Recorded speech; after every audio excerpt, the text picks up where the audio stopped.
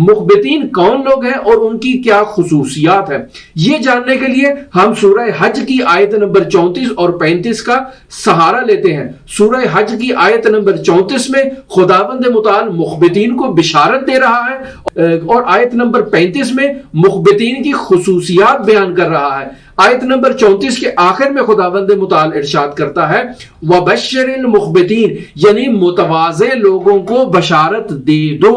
الذین، کون ہے یہ متواضع لوگ؟ الذین اذا ذکر اللہ وجلت قلوبہم، یعنی جب ان کے سامنے خداوند متعال کا ذکر اور اس کا نام آتا ہے تو ان کے دل جو ہے وہ خداوند متعال کی خوف میں اور خداوند متعال کی اشتیاق میں ان کے قلوب جو ہے وہ مملو ہو جاتے ہیں۔ وَالصَّابِرِينَ عَلَى مَا أَصَابَهُمْ، اور ان پر جو بھی مشکلات آتی ہیں، جو بھی مصیبتیں، جو بھی تکالیف ان کے اوپر آتی ہیں تو وہ استقامت سے کام لیتے ہیں۔ وَالْمُقِيمِ الصَّلَاةِ، اور وہ لوگ نماز کو قائم کرتے ہیں۔ وَمِمَّا رَزَقْنَاهُمْ يُنْفِقُونَ، اور جو ہم نے انہیں رزق عطا کیا ہے اس رزق سے خداوند متعال کی بارگاہ میں انفاق کرتے ہیں۔